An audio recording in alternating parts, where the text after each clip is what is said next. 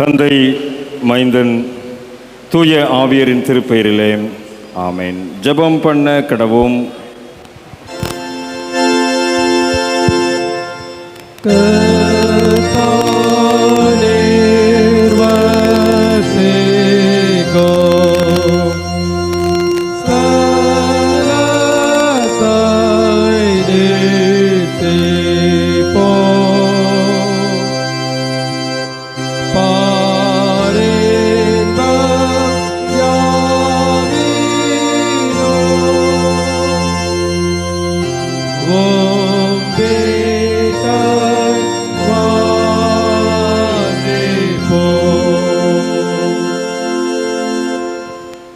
இறை வருகையின் 2ஆம் ஞாயிற்றுக்கிழமையில் உம்முடைய திருமுன்னிலையில் எங்களை அழைத்து வந்த அன்பின் ஆண்டவரே, குடும்பமாய் திருவிருந்திலே பங்கு பெறுவதற்காக, குடும்பமாக உம்முடைய திருமுன்னிலையிலே எங்களுடைய அர்ப்பணிப்புகளை செலுத்துவதற்காக இந்த வழிபாட்டு சூழ்நிலையில் குடும்பமாக அமர்ந்திருக்கிறோம். உம்மை நோக்கி பார்க்கின்றதான இந்த வழிபாட்டு நேரம் எங்களுக்கு ஆற்றலும் ஆசீர்வாதம் நிறைந்த நேரமாக இருக்கட்டும். உம்முடைய திருப்பெயரின் மாட்சிமைக்கென்று இந்த நாளில் நாங்கள் கேட்கின்ற உம்முடைய இறை வார்த்தைகள் எங்களை புதுமை வாழ்வுக்குள்ளாய் வழி நடத்தட்டும். ஆண்டவருடைய சமூகத்திலே எங்களை தாழ்த்தி நீர் மகிமைப்பட வேண்டும் என்று சொல்லி மெசியாவின் எதிர்பார்ப்போடு கூட இறை வருகையின் ஆழத்தை உணர்ந்தவர்களாய் இந்த வழிபாட்டில் உளப்பாங்கோடு பங்கு பெறுவதற்கு ஆண்டவர் எங்களை தகுதிப்படுத்தும். உம்முடைய ஆசீர்வாதங்கள் இந்த வருகை காலங்களிலே எங்களுடைய குடும்பங்களிலும் திருச்சபை என்கின்ற இந்த பெரிய குடும்பத்திலும் நிலைத்திருக்கட்டும். ஆண்டவர் இயேசுவின் வழியாய் அர்ப்பணிப்போடு மன்றாடுகிறோம். அன்பு நிறைந்த ஆண்டவரே, ஆமென். ஆண்டவருடைய திருப்பெயருக்கு மாட்சிமை உண்டாகவும் குடும்ப திருவிருந்து வழிபாட்டிற்கு தொடக்கமாகவும் நாம் அனைவரும் எழுந்து நின்று கிறிஸ்து சபை பாமாலைகளில் 73வது பாமாலை பாடுவோம். பாமாலை 73 ராஜன் தாவீதுருளில் மாட்டுக்கொட்டில் ஒன்றில் என்று தொடங்கும் பாமாலை எழுந்து நின்று இணைந்து பாடுவோம். குடும்பமாக அமர்ந்து இன்றைக்கு வழிபட இருக்கின்றோம். ஆகவே இந்த பாமாலை பாடல் பாடுகின்ற போது தனியாக அமர்ந்திருப்பவர்கள் தயவுசெய்து குடும்பமாக நீங்கள் அமர்ந்து கொள்ளும்படி அன்போடு கூட கேட்டுக்கொள்கிறேன்.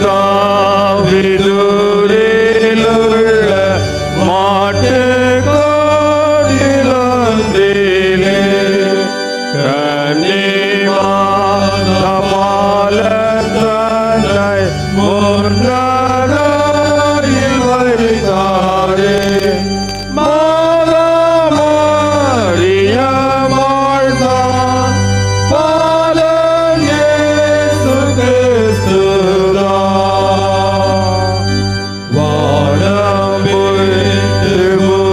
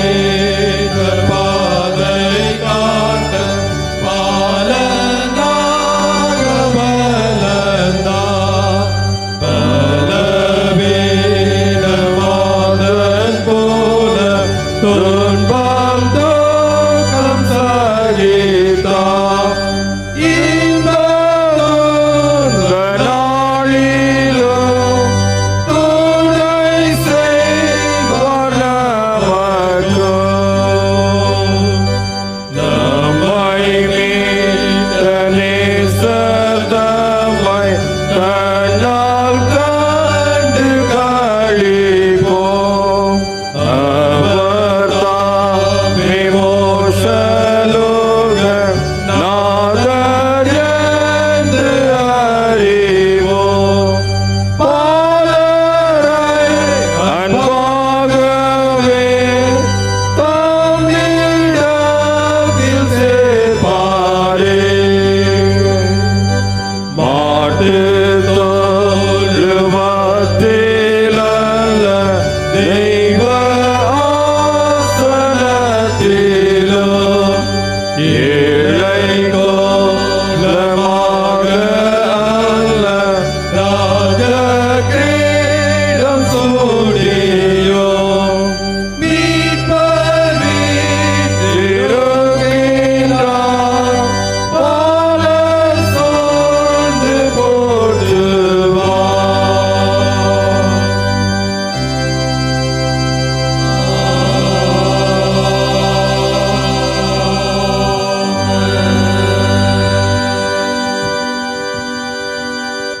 மறுபடியும் அன்புடன் நினைவுபடுத்துகிறேன், குடும்பமாக அமர்வதற்கு நீங்கள் இந்த வழிபாட்டில் பங்கு பெற அன்போடு கூட நினைவுபடுத்துகிறேன்.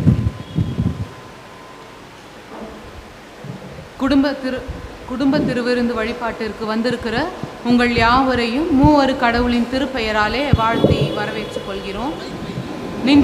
வருகையின் 2வது ஞாயிறு இந்த நாளுக்குரிய சுருக்க மன்றாட்டு ஜெபம். வார்த்தையான எங்களுக்கு அருளி செய்யப்பட்ட அன்பின் கடவுளே, உம்மை பின்பற்றுபவர்களாகிய எங்களோடு ஜீவனும் வல்லமையுள்ளதுமாகிய இருவரும் கருக்குள்ள திருமறையின் வாயிலாக அனுதினமும் பேசுவதற்காக நன்றி படைக்கிறோம். தீய வழிகளிலிருந்து எங்களை விலக்கவும் மீட்பின் திட்டத்தில் சேர்க்கவும் வார்த்தையாகி உம்முடைய மைந்தனை கொடுத்தமைக்காக நன்றி படைக்கிறோம். உமது வார்த்தையை உண்மையாய் தியானிக்கும் நாங்கள் உம்முடைய சத்தம் கேட்டு உம்முடைய சித்தம் செய்வதற்கும் உலகெங்கும் உம்முடைய வார்த்தையை கொண்டு செல்லவும் எங்களுக்கு அருள் தாரும். இவை அனைத்தையும் வார்த்தையாய் இந்த உலகத்தில் வந்த ஆண்டவர் இயேசு கிறிஸ்துவின் மூலமாய் வேண்டிக் கொள்கிறோம். ஆமென். காருங்கள், இந்த நாளுக்குரிய திருமறை பாடங்கள் படிக்க கேட்போம். முதல் 2 திருமறை பாடங்கள் தொடர்ந்து படிக்கப்படும். வாசிக்கும்படியாக கொடுக்கப்பட்ட முதலாம் வேத பாடம் 2 ராஜாக்கள் 13வது அதிகாரம் 1 முதல் 13 வரையுள்ள வசனங்கள். 2 ராஜாக்கள் 13வது அதிகாரம் 1 முதல் 13 வரையுள்ள வசனங்கள். அகசியா என்னும் யூதருடைய ராஜாவின் குமாரனாகிய யோவாசுடைய 23ஆம் வருஷத்தில் யெகூவின் குமாரனாகிய யோவகாஸ் இஸ்ரவேலின் மேல் சமாரியாவிலே 17 வருஷம் ராஜ்யபாரம் பண்ணி கர்த்தரின் பார்வைக்கு பொல்லாப்பானதை செய்து இஸ்ரவேலை பாவம் பண்ணின நேபாத்தின் குமாரனாகிய எபாராயாமின் பாவங்களை பின்பற்றி நடந்தான். அவைகளை விட்டு அவன் விலகவில்லை. ஆகையால் கர்த்தருக்கு இஸ்ரவேலின் மேல் கோபம் உண்டு.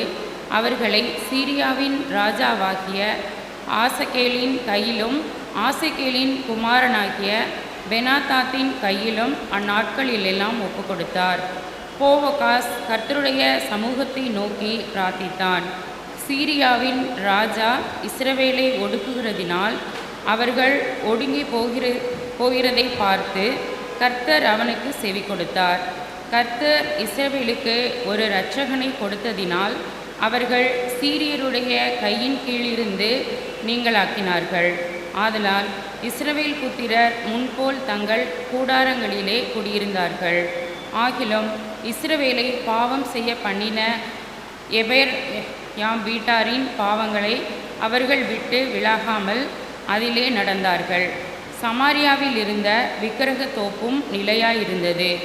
யோவாகாசுக்கு சீரியாவின் ராஜா 50 குதிரை வீரர்களையும் 10 ரதங்களையும் 10,000 காலாட்களையுமே அல்லாமல் ஜனங்களையும் வேறொன்றையும் மீதியாக்க வைக்கவில்லை. அவன் அவர்களை அழித்து போரடிக்கும் இடத்து தூளை போல ஆக்கி போட்டான். யோவகாசின் மற்ற வர்த்தகமானங்களும் அவன் செய்தவை யாவும் அவனுடைய வல்லமையும் இஸ்ரவேல் ராஜாக்களின் நாளாகம புத்தகத்திலே அல்லவோ எழுதியிருக்கிறது. யோவாகாஸ் தன் பிதாக்களோடே நித்திரை அடைந்த பின் அவனை சமாரியாவிலே அடக்கம் பண்ணினார்கள். அவன் குமாரனாகிய யோவாஸ் அவன் ஸ்தானத்திலே ராஜாவானான்.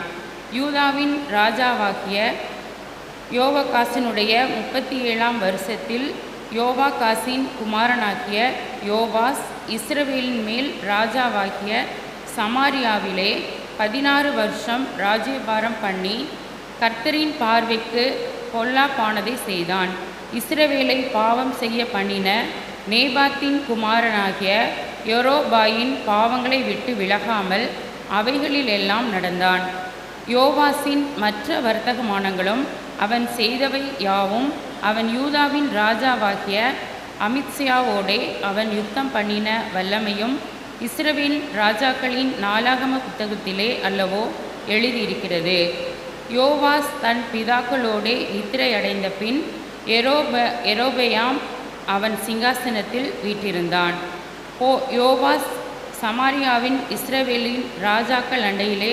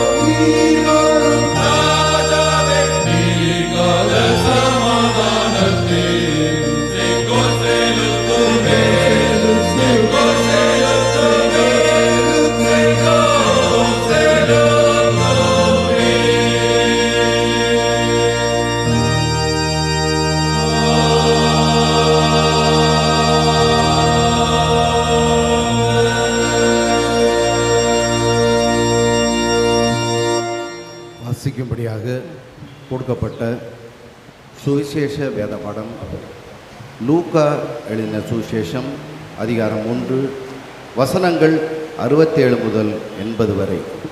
லூக்கா 1 வசனங்கள் 67 முதல்.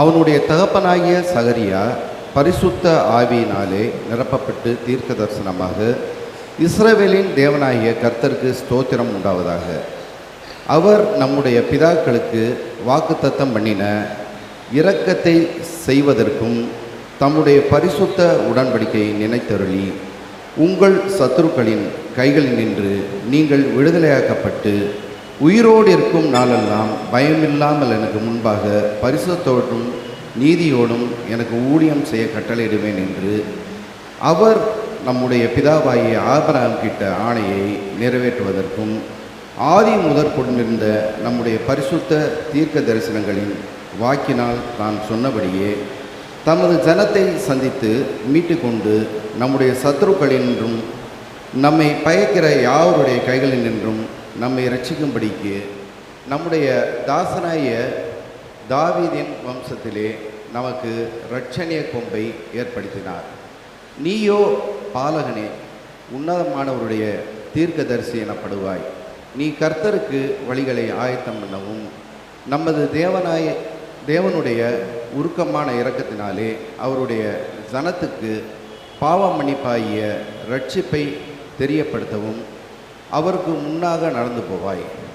அந்தகாரத்திலும் மரண இருள் உட்கார்ந்திருக்கிறவர்களுக்கு வெளிச்சம் தரவும், நம்முடைய கால்களை சமாதானத்தின் வழியிலே நடத்தவும், அவ்விரக்கத்தினாலே உன்னதத்திலிருந்து தோன்றிய அருணோதயம் நம்மை சந்தித்திருக்கிறது என்றான். அந்த பிள்ளை வளர்ந்து ஆவியிலே பலன் கொண்டு இஸ்ரவேலுக்கு தன்னை காண்பிக்கும் நாள் வரைக்கும் வனாந்தரங்களிலே இருந்தான். வாசிக்கும்படியாக குறிக்கப்பட்ட சுவிசேஷ வேதபடம் வாசித்தாயிற்று. தேவனே உமக்கு மகிமை உண்டாவதாக. தயவுசெய்து அமருங்கள். இந்த நாளுக்குரிய மகிழ்விக்கும் மன்னா வசனம் சொல்ல ஞாயிறு பிள்ளைகளை அன்புடன் அழைக்கிறேன். Teach me, O Lord, the way of thy statutes, and I will keep it to the end. Psalms 119:33. கர்த்தாவே உமது பிரமாணங்களின் வழியை எனக்கு போதியும் முடிவு வரையும் நான் அதை காத்துக்கொள்வேன். சங்கீதம் 113:33. Teach me, O Lord, the way of the statutes, and I will keep it to the end. Psalm 119:33. நவீன உலகை எதிர்கொள்ளும் கடவுளுடைய வார்த்தை. கர்த்தாவே உமது பிரமாணங்களின் வழியை எனக்கு போதியும் முடிவு பரியந்தம் நான் அதை காத்துக்கொள்வேன். சங்கீதம் 119:33.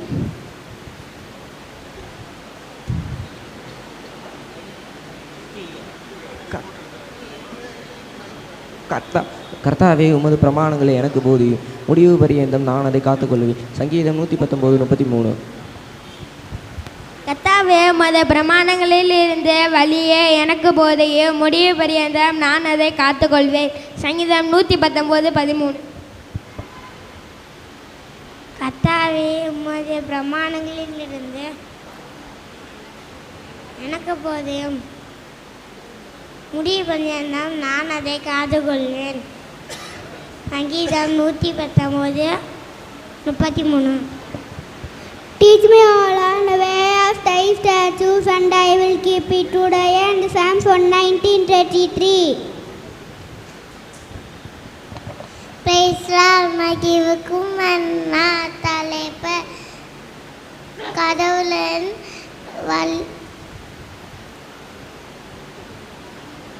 நவீன உலகை நான் எதிர்கொள்ளும் கடவுளுடைய வார்த்தை. கர்த்தாவே உமது பிரமாணங்களின் வழியை எனக்கு போதிய. சங்கீதம் 119:33. பிரைஸ் தி லார்ட், மகிழ்விக்கும் மன்னா தலைப்பு நவீன உலகை எதிர்கொள்ளும் கடவுளுடைய வார்த்தை. கர்த்தாவே உமது பிரமாணங்களின் வழியை எனக்கு போதியும் முடிவு பரியந்தம் நான் அதை காத்துக்கொள்ளுவேன். சங்கீதம் 119:33. Teach me, O Lord, the way of thy statutes, and I will keep it to the end. Psalms 119:33. God's word challenges the status quo. Teach me, O Lord, the way of thy statutes, and I will keep it to the end. Psalms 119:33. God's word challenges the status quo. Teach me, O Lord, the way of thy statutes, and I will keep it to the end. Psalms 119:33.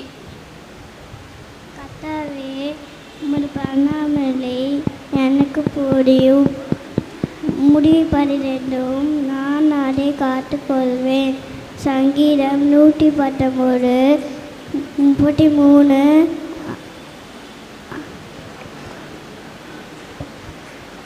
கர்த்தாவே உமது பிரமாணங்கள் வழியை எனக்கு போதியும் முடிவு பரியந்தம் நான் அதை காத்துக்கொள்வேன். சங்கீதம் 119:33.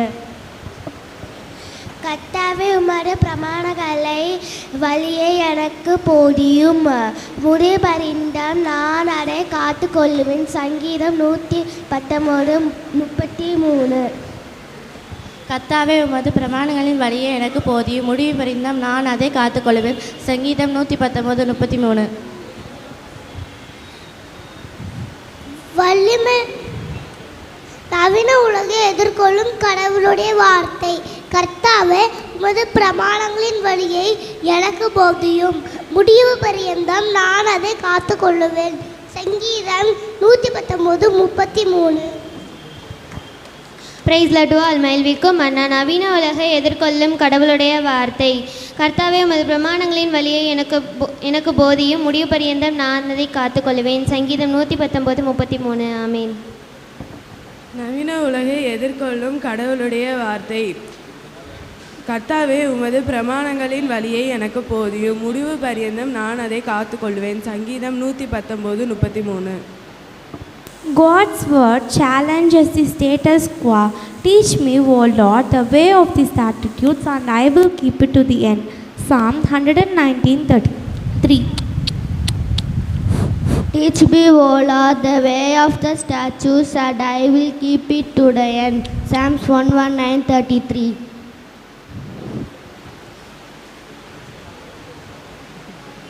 கர்த்தாவே, உமக்கு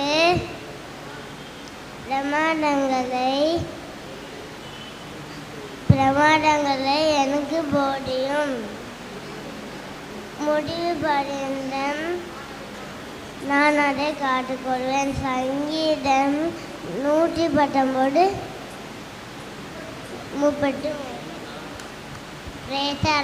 மகிழ்விக்கும் தலைப்பு நவீன உலகை எதிர்கொள்ளும் கடவுளின் வார்த்தை. கர்த்தாவே, உமது பிரமாண வழியை எனக்கு போதியும். முடிவு பர்யந்தம் நான் அதை காத்து கொள்ளுவேன். சங்கீதம் 119:33. கர்த்தாவே, உமது பிரமாண வழியை எனக்கு போதியும். முடிவதேராம் நான் அதை பார்த்து கொள்ளுவேன். சங்கீதம் 119:33. கர்த்தாவே, உமது பிரமாண வழியை எனக்கு போதியும். முடிபடியதம் நாம் அது காத்து கொள்ளுவேன். சங்கீதம் 119:33. நவீன உலகை எதிர்கொள்ளும் கடவுளுடைய வார்த்தை. கர்த்தாவே, உமது பிரமாணங்களின் வழியை எனக்கு போதியும். முடிவு பரியந்தம் நான் அதை காத்துக்கொள்வேன். சங்கீதம் 119:33. கர்த்தாவே, உமது பிரமாணங்களின் வழியை எனக்கு போதியும். முடிவு பரியந்தம் நான் அதை காத்துக்கொள்வேன். சங்கீதம் 119:33. கர்த்தாவே, உமது பிரமாணங்களின் வழியை எனக்கு போதியும். முடிவு பரியந்தம் நான் அதை காத்துக்கொள்வேன். சங்கீதம் 119:33. கர்த்தாவே, உமது பிரமாணங்களின் வழியை எனக்கு போதியும். முடிவு பரியந்தம் நான் அதை காத்துக்கொள்வேன். சங்கீதம் 119:33. Teach me, O Lord, the way of thy statutes, and I will keep it to the end. Psalms 119:33. Teach me, O Lord, the way of the statutes, and I will keep it to the end. Psalms 119:33. Teach me, O Lord, way of statutes. Psalms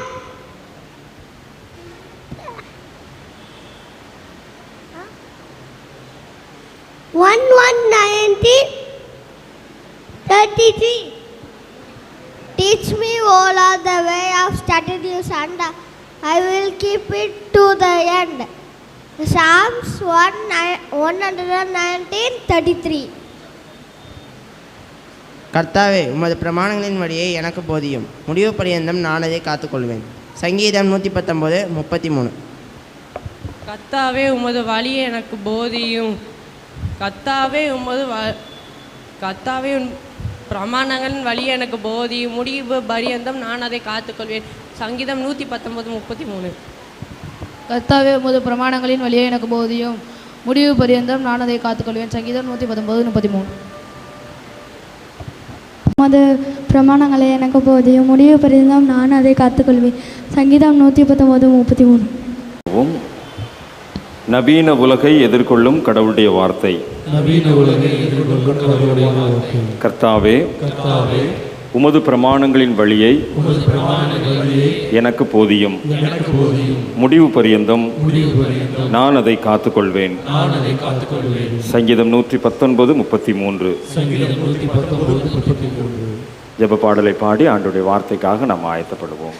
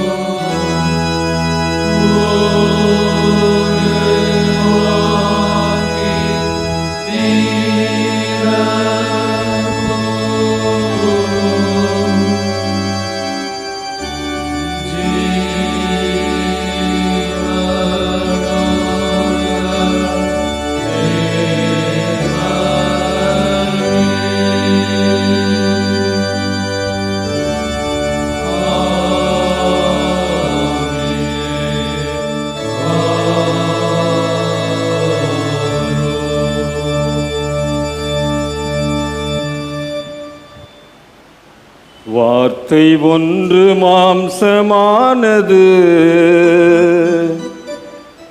வாழ்வுக்கெல்லாம் ஜீவனானது. வார்த்தை ஒன்று மாம்சமானது, வாழ்வுக்கெல்லாம் ஜீவனானது.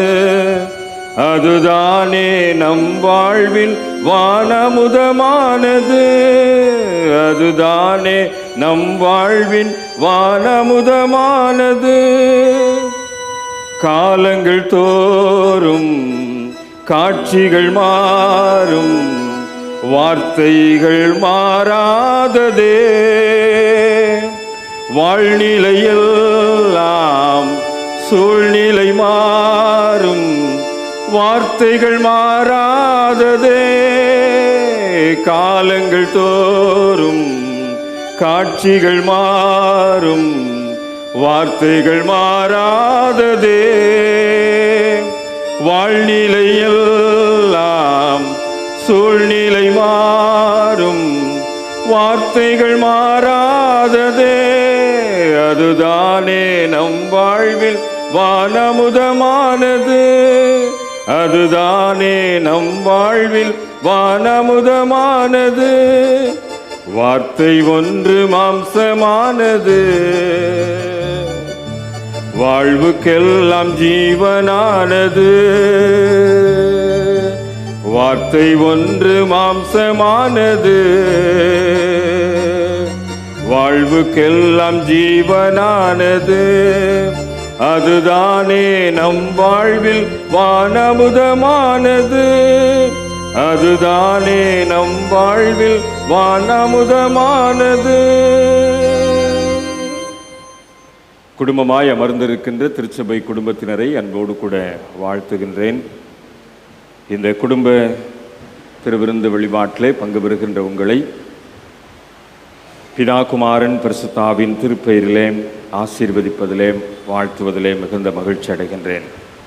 பொதுவாக குடும்ப ஞாயிறு என்பது December மாதத்தின் நிறைவு ஞாயிற்றுக்கிழமை. ஆனால் இந்த திருச்சபை பாரம்பரியத்தின்படி டிசம்பர் மாதத்தின் முதல் ஞாயிற்றுக்கிழமையை இவ்விதமாக குடும்பமாக அமர்ந்து ஆலயத்திலே ஆண்டவரை வழிபடுவதற்கும், குடும்பமாக காணிக்கை படைப்பதற்கும், குடும்பமாக திருவிருந்திலே பங்கு பெறுவதற்கும் உரிய ஒரு நல்ல வாய்ப்பை நாம் ஆசரித்து வருகின்றோம். ஆகவே இந்த ஞாயிற்றுக்கிழமையிலே குடும்பமாய் ஆண்டவரை ஆராதிக்க வந்திருக்கின்ற உங்களை, ஆண்டவரை வழிபடுவதற்காய் குடும்பமாய் அமர்ந்திருக்கிற உங்களை மறுபடியுமாய் திருச்சபை குடும்பத்தின் தலைவராய் உங்களை வாழ்த்துவதிலே மகிழ்ச்சி அடைகின்றேன்.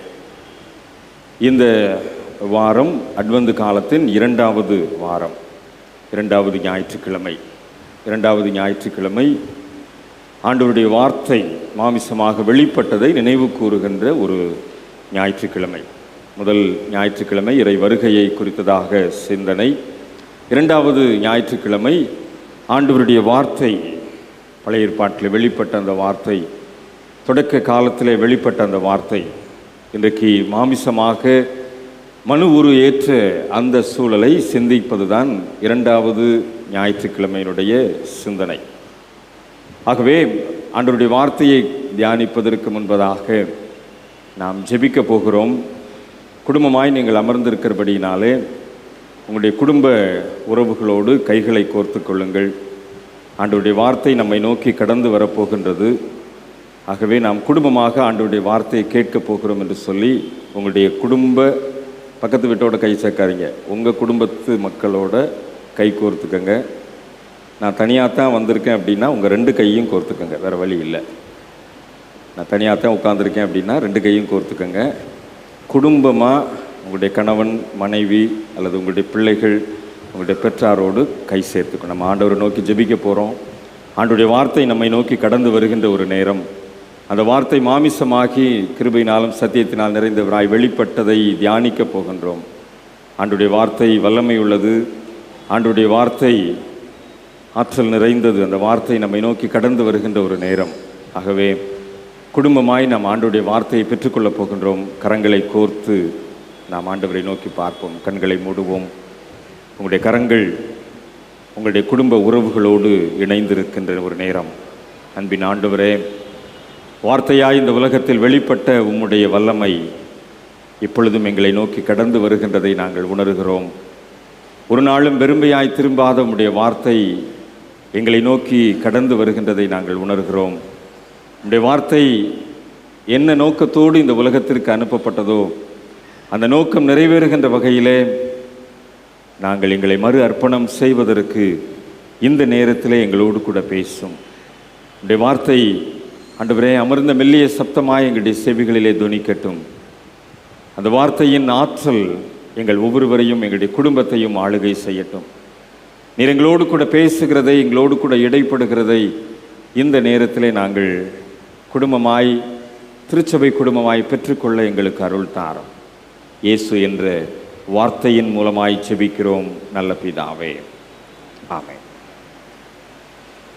மறுபடியும் உங்களை வாழ்த்துகின்றேன். இந்த நாளில் நாம் சார்ந்திருக்கிற திருச்சபை நமக்கு கொடுத்திருக்கின்ற தலைப்பு அருமையான பிள்ளைகள் சொல்ல கேட்டோம். இருப்பு நிலையை சவால் செய்கின்ற இறை வார்த்தை.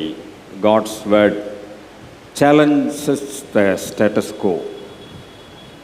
நம்ம இந்த இருப்பு நிலைமை, இந்த சவால் விடுகின்ற உலகம், இந்த உலகத்தை எதிர்கொள்ளுகின்ற அல்லது இந்த உலகத்திற்கு சவால் விடுகின்றது தான் ஆண்டவருடைய வார்த்தை. அதைத்தான் நாம் 3 திருமறை பகுதிகளிலேயும் அருமையான மகிழ்விக்கும் மன்னா வசனத்தின் மூலமாகவும் நாம் புரிந்து கொண்டோம். நாம் இன்றைக்கு வாழ்கின்ற நிலைமை,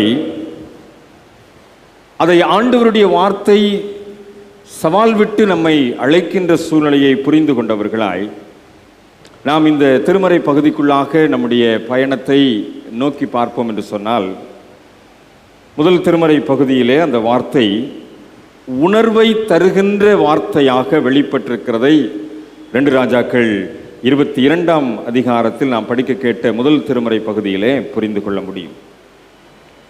இந்த வார்த்தை உணர்வை தூண்டுகின்ற அல்லது உணர்வை தருகின்ற ஒரு வார்த்தை. யோசியா அரசனுடைய காலம் அங்கே பதிவு செய்யப்பட்டிருக்கிறது. மிகவும் குறைந்த வயதிலே, 8 வயதிலே அரசாட்சியை பெற்றுக்கொண்ட ஒரு அரசன். அங்கே ஒரு ஆலய சீர்திருத்தம் நடைபெறுகின்றது. இந்த சீர்திருத்தத்தை அங்கே செயல்படுத்தின போது பிரதான ஆசாரியன், தலைமை குரு, திருச்சட்ட நூலை, நியாயப்பிரமாண புஸ்தகத்தை அரசனிடத்திலே கொண்டு வருகின்றார். அரசன் அந்த சாப்பான் என்கின்ற மனிதன் மூலமாக அதை வாசித்து காட்டச் சொல்லுகின்றார். இந்த சீர்திருத்த சூழ்நிலை எங்கே புறப்படுகிறது என்று சொன்னால், அந்த வார்த்தை வாசிக்கப்பட குறிப்பாக அந்த திருச்சட்ட நூல் வார்த்தைகள் வெளிப்பட யோசியா அரசனிடத்திலே ஒரு மாற்றம் வருகின்றது. ஒரு உணர்வு தூண்டப்படுகின்றது. அந்த தூண்டப்பட்ட உணர்விலே தன்னுடைய உடைகளை கிழித்து கொள்ளுகிறான். இதுநாள் வரைக்கும் தலைமுறையாய் வாழ்ந்து வந்த அவலமான சூழ்நிலையை நினைத்து பார்க்கின்றான். மனம் போன போக்கில் வாழ்ந்துவிட்ட நிலைப்பாடுகளை எண்ணி மனம் வருந்துகின்றான். அந்த வார்த்தை இந்த அரசனுடைய இருதயத்தை தூண்டி எழுப்புகின்றது. மனம் வருந்தினவனாய் அதை சரி செய்வதற்கு கடவுளுடைய திருவுள சித்தத்தின்படி முயற்சியை மேற்கொள்ளுகின்றான். அந்த முயற்சி தான் ஒரு மிகப்பெரிய சீர்திருத்தத்தின் சூழ்நிலையாக அந்த திருக்கோவிலிலே அமைந்தது. ஆண்டவரில் அன்பார்ந்தவர்களே, ஆண்டவருடைய சன்னிதானத்திலே ஆண்டவருடைய வார்த்தையை கேட்கும்படியாய் வந்திருக்கின்றோம்.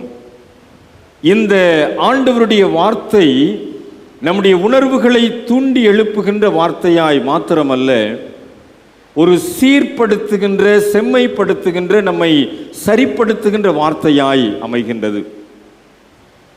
3 திருமறை பகுதிகளை நாம் படிக்க கேட்கின்றோம்.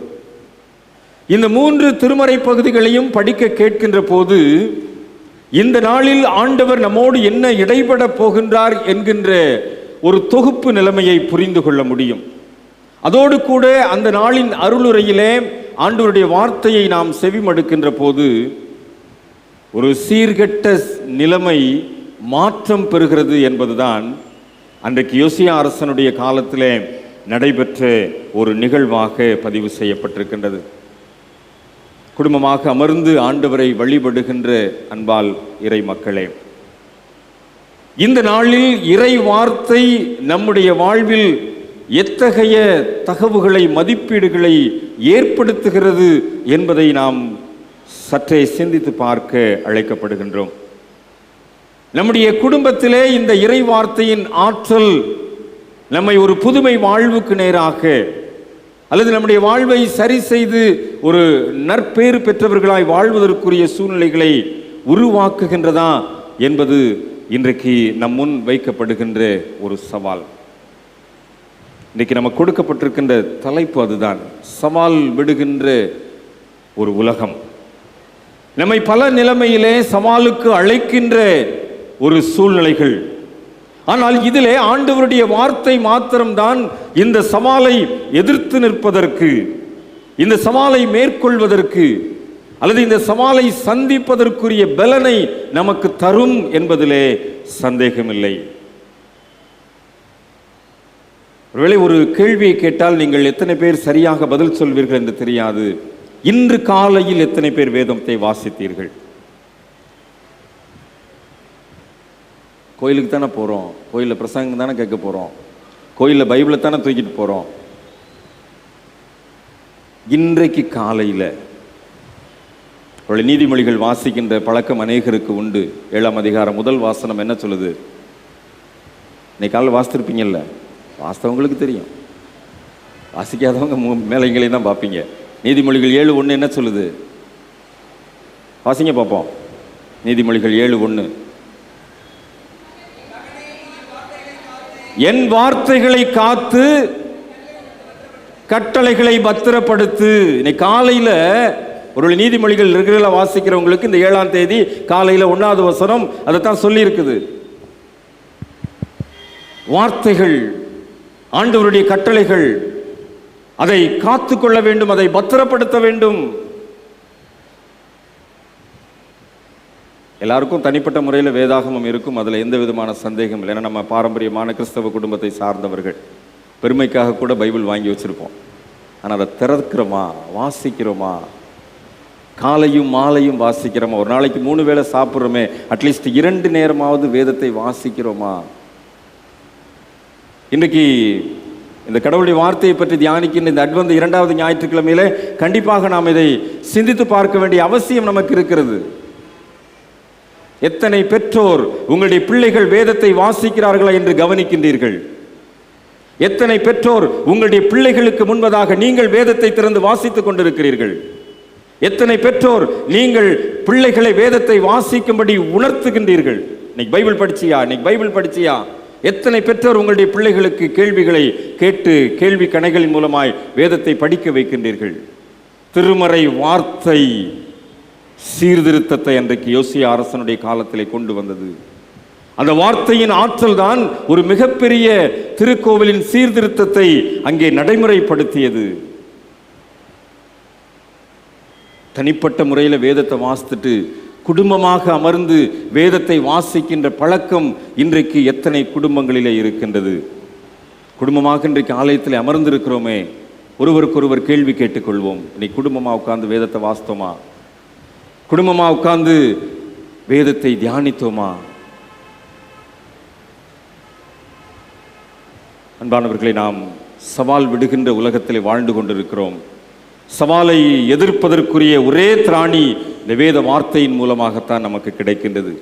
இந்த வேத வார்த்தை தான் நாம் இந்த சவால் விடுகின்ற உலகத்தை எதிர்கொள்வதற்குரிய தகுதியையும் அந்த அச்சாரத்தையும் நமக்கு தருகின்றது. அன்றைக்கு யோசியா அரசன் வார்த்தைகளின் மூலமாய் அவனுடைய உணர்வுகள் தூண்டப்பட்டது. உணர்வுகளிலே கடவுளுடைய வார்த்தையின் ஆற்றல் கிளம்பியது. அங்கே ஒரு மிகப்பெரிய சீர்திருத்தத்தின் சூழ்நிலை வெளிப்பட்டது. அந்த புரிந்து கொள்ளுதலோடு கூட இன்றைக்கு நாம் நம்முடைய திருப்பயணத்தை தொடருவோம் என்று சொன்னால் நிச்சயமாக ஆண்டவருடைய ஆற்றல் நம்மை பலப்படுத்தும் என்பதிலே சந்தேகமில்லை. எசாயா தீர்க்கதரிசியின் புஸ்தகத்திலே 55ஆம் அதிகாரம் மிகவும் தெளிவாக ஒரு வார்த்தை பதிவு செய்யப்பட்டிருக்கு. எசாயா 55ஆம் அதிகாரம்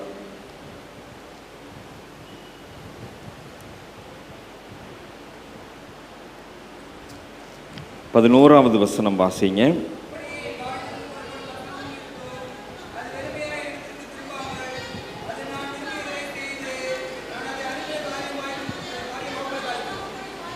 இந்த வார்த்தை என்ன செய்யுமா, ஆண்டவர் என்ன விரும்புகிறாரோ அவருடைய வாயிலிருந்து புறப்பட்டு வசனம் அது வெறுமையாய் திரும்புவதில்லை, அது நான் விரும்புகிறதை செய்து அதை அனுப்பின காரியமாகும்படி வாய்க்கும். உள்ள இந்த வார்த்தையை படிக்கின்ற போது ஆண்டவர் என்ன விரும்புகின்றாரோ, நம்முடைய குடும்பத்திற்கு ஆண்டவர் என்ன விரும்புகின்றாரோ, இந்த குடும்பம் இப்படித்தான் இருக்கணும், இந்த குடும்பம் இப்படித்தான் வாழணும் அப்படின்னு சொல்லி ஆண்டவர் விரும்புவார் இல்லையா? நம்ம விரும்புறதில்லை. இன்னைக்கு பல நேரத்தில் நம்முடைய குடும்பம் இப்படித்தான் இருக்கணும் நம்ம நினைச்சு தான் தோற்று போய்விடுகிறோம். ஆகவே ஆண்டவர் விரும்புகின்ற குடும்பமாக நம்முடைய குடும்பத்தை அமைத்துக் கொள்ளுகின்ற போது இந்த வார்த்தை தான் என்ன செய்யும், நமக்கு உதவி செய்யும். ஆக இந்த வார்த்தையை நாம் குடும்பமாக அமர்ந்து படிக்கின்ற போது, இந்த வார்த்தையை நாம் குடும்பமாக அமர்ந்து தியானிக்கின்ற போது ஆண்டவர் விரும்புகின்ற காரியத்தை நம்முடைய குடும்பத்திலே அந்த வார்த்தை செய்யும். இந்த வாயிலிருந்து புறப்படுகின்ற வசனம் அது வெறுமையாய் திரும்புவதில்லை. அப்ப நம்ம குடும்பமா உட்கார்ந்து அந்த ஆண்டவருடைய வார்த்தையை வாசித்தோம் என்று சொன்னால், குடும்பமாக அமர்ந்து ஆண்டவருடைய வார்த்தையை நாம் தியானித்தோம் என்று சொன்னால், அந்த வார்த்தை என்ன செய்யாது, வெறுமையா போகாது. ஆண்டவர் விரும்புகின்ற காரியத்தை நம்முடைய குடும்பத்திலே அது நிறைவேற்றும். இப்போ எவ்வளவு நாள் நம்ம அதை மிஸ் பண்ணியிருக்கிறோம், எவ்வளவு நாள் நாம் அதை இழந்து போயிருக்கிறோம். ஆண்டவருடைய வார்த்தையை நாம் குடும்பமாக அமர்ந்து வாசிக்காமல், ஆண்டவர் விரும்புகின்ற குடும்பமாய் நம்முடைய குடும்பம் இல்லாமல் எத்தனை நாள் நாம் தோற்று போயிருக்கின்றோம். இன்றைக்கு நாம் அதை சிந்தித்து பார்த்து கொள்வது அவசியமாய் இருக்கிறது. அதை நாம் சீர்தூக்கி பார்த்து இனி வருகின்ற காலங்களிலே அதை நடைமுறைப்படுத்த வேண்டியது அத்தியாவசியமாய் இருக்கின்றது. ஆண்டவர் விரும்புகின்ற குடும்பமாய் நம்முடைய குடும்பம் இருக்க வேண்டும் என்று சொன்னால், ஆண்டவர் விரும்புகின்ற காரியம் நம்முடைய குடும்பத்திலே நடைபெற வேண்டும் என்று சொன்னால், ஆண்டவருடைய வசனம் நம்முடைய வார்த்தையிலே, நம்முடைய வாழ்க்கையிலே, நம்முடைய குடும்பத்திலே வாசிக்கப்பட வேண்டும். வாயிலிருந்து புறப்படுகின்ற வசனம், அதுக்கு ஒரு உதாரணத்தை தான் அதுக்கு முந்தின வசனத்தில் சொல்லியிருக்கிறார். மாரியும் உறைந்த மழையும் வானத்திலிருந்து இறங்கி அவிடத்துக்கு திரும்பாமல் பூமியை நனைத்து அதில் முளை கிளம்பி விளையும்படி செய்து விதைக்கிறவனுக்கு விதையும் புசிக்கிறவனுக்கு ஆகாரத்தையும் சேர்க்கிறது எப்படியோ. பனி விழுகுது, இப்போ பனி விழுகிற காலம். வெளியில் பைக்கை வச்சுட்டு போனோம்னா திரும்பி வந்து பார்த்தோம்னா ஈரமாக இருக்கும். அந்த பனி என்ன செய்யாது, ஒரு நாளும் திரும்பி போகாது, நம்ம தான் அதை துடைக்கணும். மழை பெய்யுது, மழை பெஞ்சு தண்ணிலாம் தேங்குது. அந்த பெய்கிற மழை அப்படியே மேலே மறுபடியும் என்ன செய்யறதில்ல, போகிறதில்ல. தண்ணி தேங்கி கிடக்குது, அதுக்குள்ளே தான் நம்ம நடந்து போகிறோம். அது எப்படி நமக்கு ப்ராக்டிக்கலாக இருக்குதோ அது மாதிரி ஆண்டவருடைய வார்த்தை மேலிருந்து வருகின்ற போது அப்படியே இருக்கும். அப்போ நம்ம குடும்பத்தில் அந்த வார்த்தையை வாசிக்கும் போது அந்த வார்த்தை நம்ம குடும்பத்தில் அப்படியே தங்கும், அந்த வார்த்தை அப்படியே செயல்படும், அந்த வார்த்தை அப்படியே உயிரோட்டமுள்ளதாக இருக்கும். இப்போ வாசிக்கலைனா, தியானிக்கலைனா, வேதத்தை தூக்கலை அப்படின்னா வெறுமையாய் போகும், வெற்றிடமாகிவிடும். ஆக இந்த வார்த்தை நமக்கு இன்றைக்கு கற்றுக் கொடுக்கின்ற காரியம், இந்த வார்த்தையை நாம் குடும்பமாய் அமர்ந்து வாசிக்கின்ற போது, குடும்பமாய் அமர்ந்து தியானிக்கின்ற போது, இந்த வார்த்தை இந்த வானத்து பனியைப் போல அது எப்படி இறங்கி அப்படியே இருக்கின்றதோ அப்படியே நம்முடைய குடும்பத்தில் தங்கும், அப்படியே இந்த வார்த்தை நம்முடைய வாழ்க்கையில் நிறைவேறும். நமக்கு வேலை இருக்குங்க, இல்லைன்னு சொல்லலை. நமக்கு அவசர அவசரமாக போக வேண்டிய காரியம் இருக்குது, உள்ள இல்லைன்னு சொல்லலை. ஆனால் அந்த வார்த்தைக்கு கொடுக்க வேண்டிய முக்கியத்துவத்தை, இந்த வார்த்தைக்கு கொடுக்க வேண்டிய நேரத்தை, இந்த வார்த்தைக்கு கொடுக்க வேண்டிய சமயத்தை நாம் கொடுக்க வேண்டியது அவசியமாக இருக்கிறது. இந்த ஞாயிற்றுக்கிழமையிலே நாம் சற்று நம்மை ஆராய்ந்து பார்ப்போம். இது நாள் வரைக்கும் எங்களுடைய குடும்பமாக வேதத்தை நாங்கள் தனித்தனியாக வாசித்திருக்கிறோம், ஆனால் குடும்பமாக உட்கார்ந்து வாசிக்கலைன்னு சொன்னீங்கன்னா இன்றைக்கு நீங்கள் ஒரு தீர்மானம் எடுத்துக்கொள்ளுங்கள். இன்றைக்கு இரவிலே குடும்பமாக அமர்ந்து வேதத்தை வாசியுங்கள். அந்த வசனம் அப்படியே உங்களுடைய குடும்பத்தில் தங்கி இருக்கும், அப்படியே உங்களுடைய குடும்பத்தில் கிரியை செய்யும். அந்த வாக்குத்தத்தங்கள் அப்படியே உங்களுடைய குடும்பத்தில் ஆம் என்றும் ஆமேன் என்றும் கிரியை செய்யும். அதை ஒரு வேளை நாள் மிஸ் பண்ணியிருந்தீங்கன்னா இன்னைக்கு ப்ராக்டிஸ் பண்ண ஆரம்பிங்க, இன்னைக்கு அதை பழக்கப்படுத்தி கொள்ளுங்க. குடும்பமாக அமர்ந்து வேதத்தை வாசிக்கின்ற போது, குடும்பமாக அமர்ந்து வேதத்தை நீங்கள் கையில் எடுக்கின்ற போது, அந்த உறைந்த பனி எப்படி தங்கி இருக்கிறதோ, அந்த மழை எப்படி அப்படியே இறங்கி வருகின்றதோ, அதே போல் உங்களுடைய குடும்பத்திலே ஆண்டவருடைய வார்த்தை அது அப்படியே செயல்படும். அது அப்படியே அற்புதத்தை செய்யும், அதிசயத்தை செய்யும்.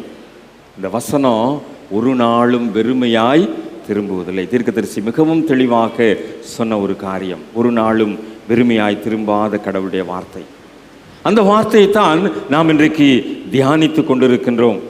ஒருவேளை இந்த வார்த்தையை நாம் தியானிக்கின்ற போது, எப்படி அன்றைக்கு அந்த யோசியா அரசனுடைய காலத்தில் அந்த ஒரு மிகப்பெரிய ஒரு மகிமையின் சீர்திருத்தம் நடைபெற்றதோ, அதுபோல இன்றைக்கு நம்முடைய குடும்பத்தில், நம்முடைய தனிப்பட்ட ஜீவியத்தில் அப்படிப்பட்ட ஒரு சீர்திருத்தத்தை ஆண்டவர் இன்றைக்கு அனுமதிக்க விரும்புகின்றார். நாம் படிக்க கேட்ட 3வது திருமறை பகுதியை நாம் எடுத்துக்கொள்வோம். 3வது திருமறை பகுதி லூக்கா 1ஆம் அதிகாரத்திலே பதிவு செய்யப்பட்டிருக்கிறதான ஒரு பகுதி. 67 முதல் 80 வரைக்கும் உள்ள பகுதி.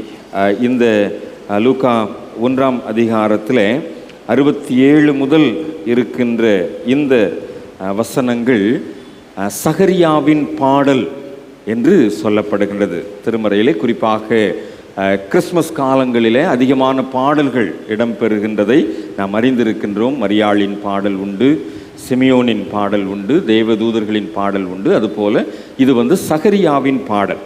அந்த 67ஆம் வசனம் அப்படித்தான் தொடங்குகிறது.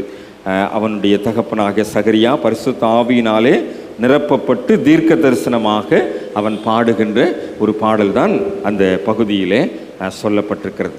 இந்த சகரியாவினுடைய பாடலுக்குரிய ஒரு பின்னணியம் உண்டு. நமக்கு அந்த வரலாறு ஓரளவிற்கு தெரியும். சகரியா அபியா என்ற ஒரு வகுப்பை சார்ந்தவர். ரொம்ப சுருக்கமாக சொல்லணும் அப்படின்னா, இது நிறைய வரலாறு, இதோட ஹிஸ்ட்ரி நிறைய இருக்குது. ஆனால் அந்த நாட்களிலே கிட்டத்தட்ட 20,000 பேர் இந்த ஆசாரிய பணிவிடையின் சூழ்நிலையிலே அழைக்கப்பட்டவர்களாக இருந்தார்கள். இவர்களை 24 பிரிவுகளாக பிரிக்கின்ற ஒரு சூழ்நிலை உண்டு. அதில் 840 பேர் அடங்கி 24 பிரிவுகளாக பிரிப்பார்கள். இதில் ஒரு குழுவினர் சிறையிருப்பின் காலத்தில் அழிந்து போய்விட்டார்கள். பின்பு எஸ்ராவின் காலத்திலே மறு சீர்திருத்தம் அடைந்து 24 பிரிவுகளாக பிரிக்கப்பட்டதில் நீங்கள் ஒருவேளை பார்த்தீங்கன்னா ஆரோனுடைய குமாரர், எலியேசருடைய குமாரர், இத்தாமாருடைய குமாரர் என்று சொல்லி அந்த புத்திரர்கள் பிரிவு இருக்கும். அதில் 24 குழுவினர்கள். இதில் இத்தாமார் 8 பேர். அந்த 8 பேரில் 8வது பேராக இருந்தவர் தான் அபியா. இந்த அபியாவினுடைய வகுப்பை சேர்ந்தவர் தான் இந்த சகரியா. ஆசாரிய பணிவிடை செய்கின்றான். இந்த 20,000 பேர் லிஸ்ட்டில் இவங்களுக்கு வாய்ப்பு எப்போ கிடைக்கும்னா, ஓல்டேஜில் தான் கிடைக்கும். சிலருக்கு கிடைக்காமலே போகும். அதாவது அந்த தூபம் காட்டுகின்ற பணி, அந்த ஆசாரிய வகுப்பிலே அவர்கள் இருந்தாலும் அந்த தூபம் காட்டுகின்ற பணி ஒரு சிலருக்கு கிடைக்காமலே போயிடும். அதனால் சகரியாவுக்கு வயது முதிர்ந்த சூழ்நிலையிலே அந்த வாய்ப்பு கிடைத்தது. அப்படிதான் அந்த தூபம் காட்டுகின்ற பணியை சகரியா செய்து கொண்டிருந்தார். ஏன்னால் 20,000 பேர், அதில் இவருக்கு எப்படியோ அந்த வயதான காலத்தில் அந்த வாய்ப்பு கிடைச்சது. ஒரு முறை தான் கிடைக்கும், அதுக்கப்புறம் கிடைக்காது. அப்படி கிடைக்க பெற்றவர் இந்த சகரியா. அந்த வாய்ப்பை பயன்படுத்தி தூபம் காட்டுகின்ற ஒரு சூழ்நிலை. அப்போ 1ஆம் அதிகாரத்தில் முதல் பகுதியிலே அந்த இது சொல்லப்பட்டிருக்கிறது. 8ஆம் வசனத்தில் 1:8 சொல்லப்பட்டிருக்கிறது, தன் ஆசாரிய வகுப்பின் முறைப்படி தேவ சந்நிதியிலே ஆசாரிய ஊழியம் செய்து வருகிற காலத்தில் ஆசாரிய ஊழிய முறைமையின்படி அந்த 20,000 பேரில் 240 பேரில் அந்த 8வது வகுப்பில் அவனுக்கு இருந்த முறைமையின்படி கிடைத்த அந்த வாய்ப்பின் அடிப்படையில் அந்த வகுப்பின் முறைமைப்படி தேவ சன்னிதானத்தில் அன்றைக்கு நிற்கின்றான். அப்போ இவனுடைய குடும்பத்தை பற்றி அதுக்கு முன்னாடி சொல்லப்பட்டிருக்கிறது. குடும்பம், எலிசபெத் அவருடைய மனைவி. இந்த சகரியாவும் எலிசபெத்தும் கண்டிப்பாக ஒவ்வொரு ஆசாரியருமே தங்களுக்கு தங்கள் ஜீவிய காலத்திற்குள்ளதாக தூபம் காட்டுகின்ற வாய்ப்பு கிடைக்க வேண்டும் என்று சொல்லி ஜெபிப்பார்கள். சாகிறதுக்குள்ள அந்த வாய்ப்பு எனக்கு கிடைச்சிடணும் அப்படின்னு சொல்லி. அப்போ அவங்களுடைய ஜெபம் கேட்கப்பட்டது என்று தான் சொல்ல வேண்டும். அவர்களுக்கு அந்த வாய்ப்பு கிடைத்தது. ஆனால் குடும்பத்தை பற்றி ஒரு குறிப்பு 7ஆம் வசனத்திலே சொல்லப்பட்டிருக்குது. எலிசபெத் எப்படி இருந்தாங்க? மலடியா இருந்தபடியினால் அவர்களுக்கு பிள்ளை இல்லாதிருந்தது. இருவரும் வயது சென்றவர்களாயும் இருந்தார்கள். அவங்க குழந்தை இல்லாத ஒரு சூழ்நிலை. அப்போ 2 பேரும் தனியாக தான் வாழ்ந்திருக்கிறாங்க வயதாகிற வரைக்கும். ஒரு இவங்களுடைய வயது மூப்பின் சூழ்நிலையிலும் இந்த குடும்ப வாழ்விலே அவர்கள் எப்படியாவது பலிபீடத்திலே அந்த தூபம் காட்டுகின்ற வாய்ப்பு கிடைக்க வேண்டும் என்று சொல்லி அவர்கள் ஜெபித்து அந்த வாய்ப்பை பெற்றுக்கொள்ளுகின்றார்கள். அப்போ தூபம் காட்டுகின்ற அந்த நாள் வருகின்றது, அந்த முறைமை வருகின்றது. அந்த சூழ்நிலையிலே தேவாலயத்துக்குள் பிரவேசித்து தூபம் காட்டுக்குரிய சீட்டை பெற்று தூபம் காட்டுகின்ற வேளையிலே ஜனங்கள் எல்லாரும் கூட்டமாய் வெளியே ஜெபம் பண்ணி கொண்டிருக்கிறார்கள். அப்பொழுது ஒரு அதிசயம் நடக்கிறது. என்ன நடக்குது? கர்த்தருடைய தூதன் தூப பீடத்தின் வலது பக்கத்தில் நின்று அவனுக்கு தரிசனமாகின்றார். அப்போ சகரியா அந்த தூதனை பார்க்கிறார். அவனை பார்த்து பயப்படுகின்றார். அப்போ தூதன் சொல்லுகின்றார், சகரியாவே பயப்படாதே, உன் வேண்டுதல் கேட்கப்பட்டது. இந்த வேண்டுதல் கேட்கப்பட்டதில் 2 அர்த்தம் இருக்குது. ஒன்று, வாய்ப்பு கிடைக்கலன்னு காத்திருந்த உனக்கு கிடைச்சிருச்சு ஒன்று.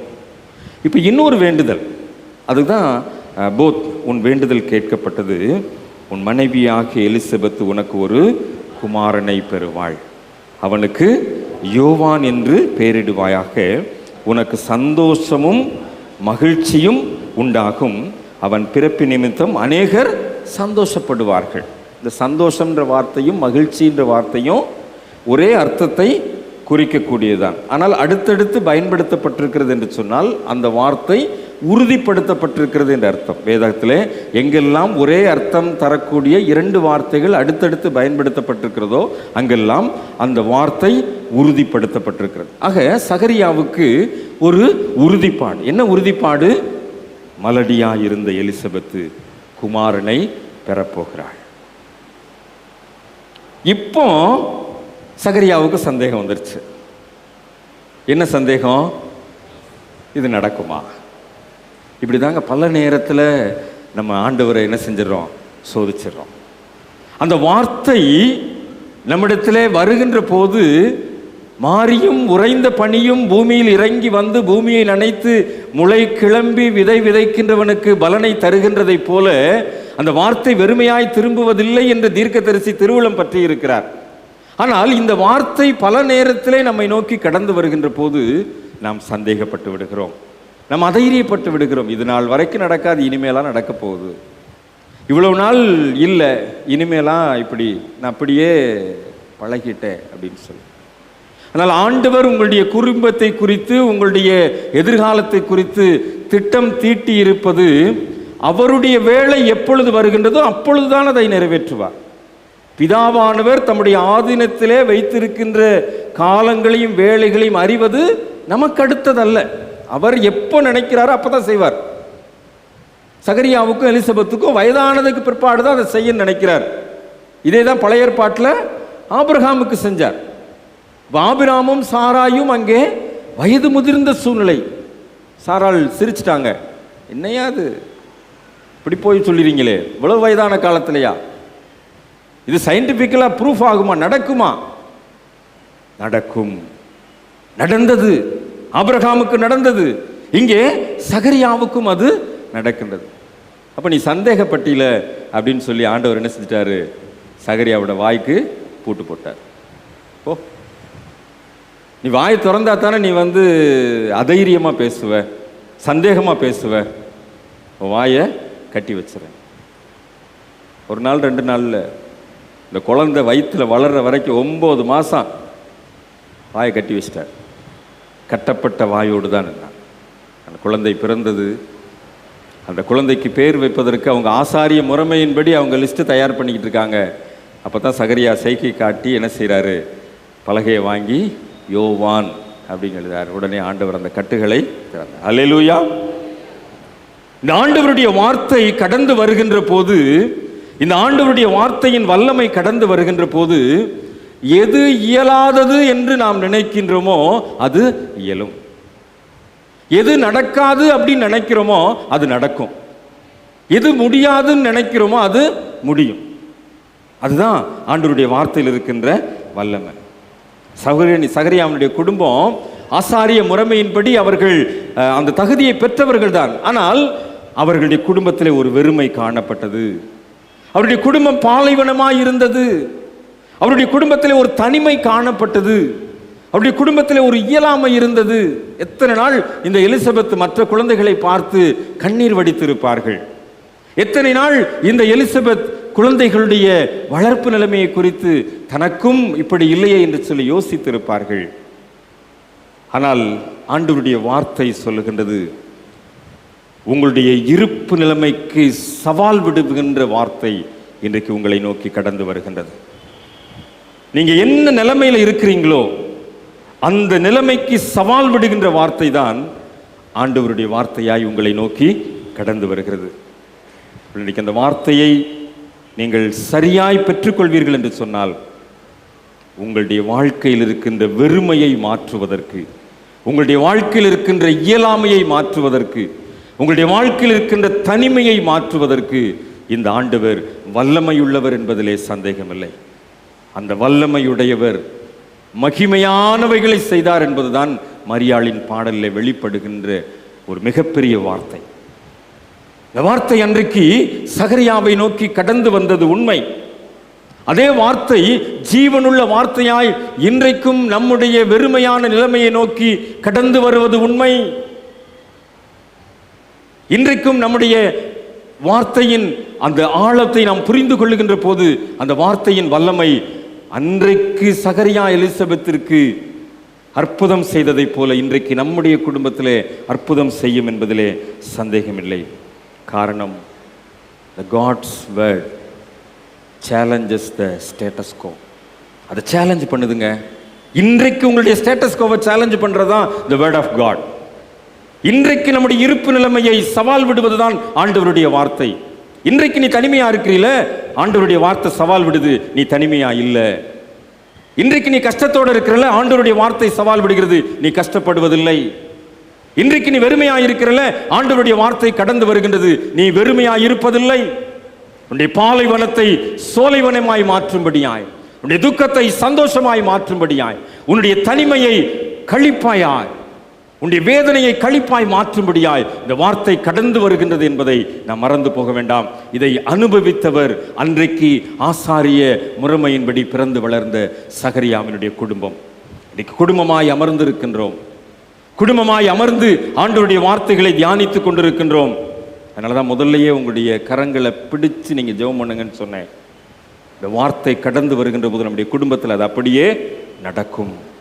இந்த வார்த்தை கடந்து வருகின்றது போது இந்த வார்த்தையில் இருக்கின்ற வல்லமை நம்முடைய குடும்பத்தில் இருக்கின்ற இயலாமைகளை மாற்றும், நம்முடைய குடும்பத்தில் இருக்கின்ற தனிமைகளை மாற்றும், நம்முடைய குடும்பத்தில் இருக்கின்ற நாம் நினைத்திராத காரியங்கள் இயல்பு நிலைமைக்கு கடந்து வரும் என்பதிலே சந்தேகமில்லை.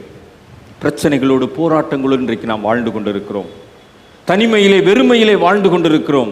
சொல்ல முடியாத துன்ப நிலைமையிலே வாழ்ந்து கொண்டிருக்கிறோம். ஆனால் ஆண்டவருடைய வார்த்தை இந்த உன்னுடைய நிலைமையெல்லாம் மாற்றம் பெறும் என்பதுதான் சவால் விடுகின்ற வார்த்தையாய் நம்மை நோக்கி கடந்து வருகின்றது. அன்றைக்கு சகரியாவினுடைய குடும்பத்திலே அற்புதத்தை செய்த அந்த வார்த்தை, அன்றைக்கு சகரியாவினுடைய குடும்பத்திலே அதிசயத்தை நடப்பித்த அந்த வார்த்தை, கடவுளிடத்தில் இருந்த அந்த வார்த்தை, ஆதியாகமம் முதல் அதிகாரத்தில் நாம் அதைத்தான் பார்க்கிறோம். யோவான் 1ஆம் அதிகாரத்தில் அதைத்தான் பார்க்கிறோம். அந்த வார்த்தை கடவுளிடத்தில் இருந்தது. அந்த வார்த்தை கடவுளாய் இருந்தது. அந்த வார்த்தை கடவுளோடு கூட இருந்தது. அந்த வார்த்தை தான் யோவான் 1:14 சொல்கிறது, மாமிசமாகி கிருபையினாலும் சத்தியத்தினாலும் நிறைந்தவராய் நமக்குள்ளே வாசம் பண்ணினார். அந்த வார்த்தையை தான், அந்த மாமிசத்தை தான் நற்கருணையின் வடிவிலே இன்றைக்கு நாம் பெற்றுக்கொள்ள இருக்கிறோம். அந்த வார்த்தையின் அந்த மாமிசத்தின் ஆற்றலை நாம் நற்கருணையின் வடியிலே சுதந்திரித்துக் கொள்ளுகின்ற போது அந்த வார்த்தையின் வல்லமை அப்படியே நமக்குள்ளாக கிரியை செய்யும் என்பதிலே சந்தேகமில்லை. இந்த வார்த்தையினுடைய வல்லமை ஒருவேளை அந்த அந்த இந்த பவர், அதுக்கு எதிர்த்து நிற்பதற்கு எந்த சக்தியும் இல்லைங்க. அதனால தான் இந்த தலைப்பை அப்படியாக அமைத்திருக்கிறார். இந்த சேலஞ்சஸ் யுவர் ஸ்டேட்டஸ்கோ. உங்களுடைய ஸ்டேட்டஸ்கோவை சேலஞ்சு பண்ணுறது த வேர்ட் ஆஃப் காட் மாத்திரம்தான். வேறு எதுவும் சேலஞ்சு பண்ணவே முடியாது. ஆக இன்றைக்கு நம்முடைய இருப்பு நிலைமைக்கு அந்த அளவுக்கு அந்த வார்த்தையினுடைய அந்த பவர், அந்த வல்லமை இருக்கிறதை மறந்து போய்விடக்கூடாது. உள்ள நம்ம நடைமுறையில் நம்ம பார்த்துருப்போம், அந்த பிரதான ஆசாரியத்துவத்தினுடைய ஆற்றலை நம்ம பார்த்துருப்போம். அது அதிகாரம் அல்ல, அது அந்த கடவுளுடைய வல்லமையை அல்லது கடவுளுடைய ஆற்றலை வெளிப்படுத்துகின்ற ஒரு காரியம். ஒருவேளை நீங்கள் நம்முடைய வழிபாட்டில் நீங்கள் பார்ப்பீர்கள். உதாரணமாக